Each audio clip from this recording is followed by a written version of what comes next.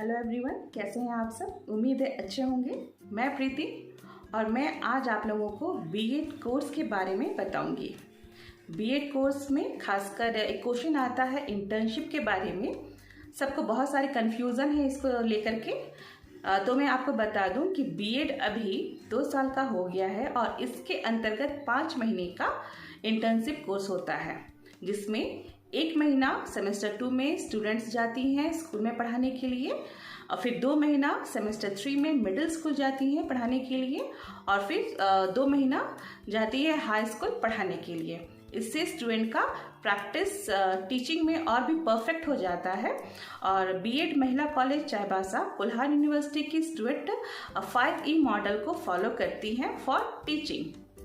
5E model यानी कि हर एक ई का अलग अलग मतलब, जिसमें पहला ई आता है इंगेजमेंट, दूसरा ई आता है एक्सप्लोरेशन, तीसरा ई होता है एक्सप्लेनेशन, 4th ई होता है इलैबोरेशन और 5th ई होता है इवैल्यूएशन।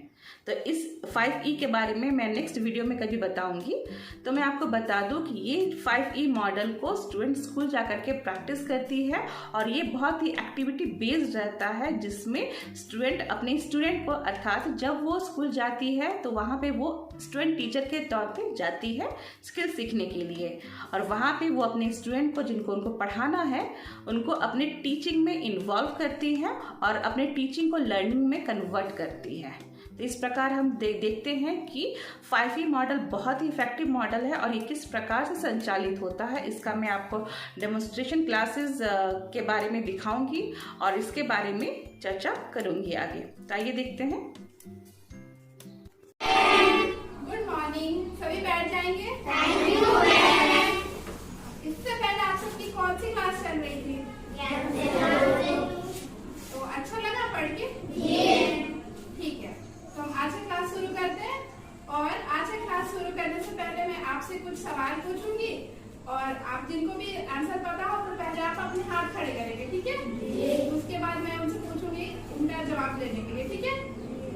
हाँ, तो फिर आप मुझे बताएं कि यहाँ ऐसी कौन सी चीज है जो आप देख नहीं पा रहे हैं, ठीक है? लेकिन उसको आप महसूस जरूर कर रहे हैं। तो ऐसी कौन सी चीज है? जिनको पता हो हाथ खड़े करें।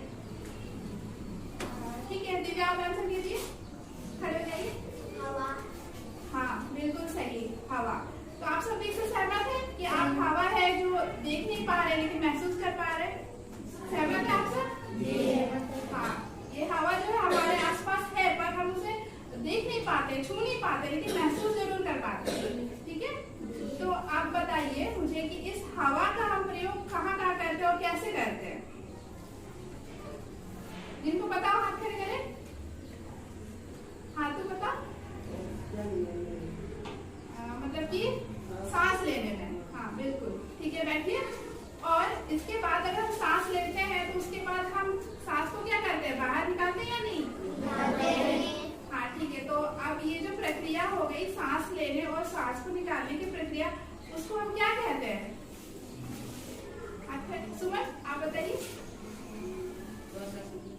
श्वसन। हाँ, बिल्कुल, बैठ जाइए। वेरी गुड, श्वसन। हाँ, तो सांस को अंदर लेते हैं और सांस को बाहर छोड़ते हैं, ठीक है? तो आप मुझे पहले बताइए कि ये श्वसन की क्रिया हम करते क्यों हैं? बताइए, क्यों करते हैं? जीवित रहने के लिए। हाँ, ठीक है, जीवित रहने के लिए हम करते हैं। तो जो हम ये श्वसन की प्रक्रिया जो हम जीवित रहने के लिए जरूरी है, आप मुझे बताइए इस श्वसन की प्रक्रिया में हम कौन से अंग का इस्तेमाल करते हैं?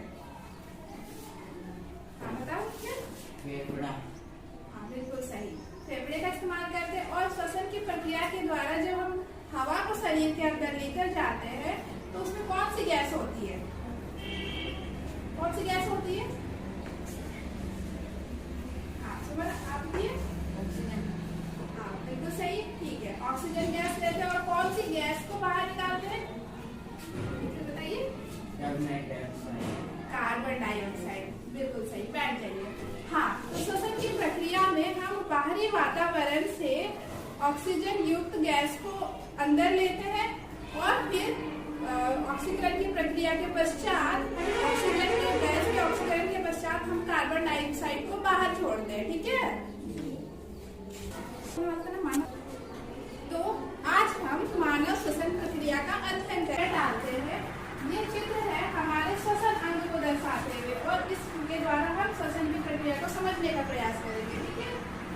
क्या है?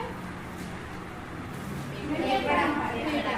ठीक है, और ये फेफड़ा पिंजर से के अंदर में स्थित होती है। ठीक है, और ये जो नीचे का कुछ आप ऐसा दिख रहा है, ये आकार, ये आकृति, इसे डायफ्राम कहते हैं। ठीक है, जब हम सांस लेते हैं तो इस नाक के द्वारा जहाँ ये नासा गुहा बनी होती है, वहाँ से वायु अंदर आकर फेफड़े में पहुँचती है। ठीक है, तो अब ये फेफड़ा उसके द्वारा समझने का प्रयास करेंगे। ये क्या है? फेफड़ा का एक मॉडल है। ठीक है, और ये फेफड़ा है। फेफड़ा, ये जो बलून आपको नजर आ रहा है, ये क्या है?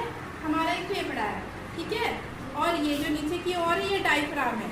जब हम सांस लेते हैं, जब हमारे शरीर के अंदर हवा भरती है, तो ये डायफ्राम नीचे की ओर आ जाता है। ठीक है, तो नीचे की ओर जब बढ़ता है तो उसका आयतन बढ़ जाता है, और बलून में देखो हवा भर जा रही है, वैसे ही फेफड़े में हवा भर जाता है। फिर जैसे ही डायफ्राम ऊपर की ओर पुनः जैसे उसकी स्थिति है वैसे आती है, तो वापस से ये हवा बाहर की ओर निकल जाती है। तो ये कौन सी प्रक्रिया हो गई? श्वसन की प्रक्रिया।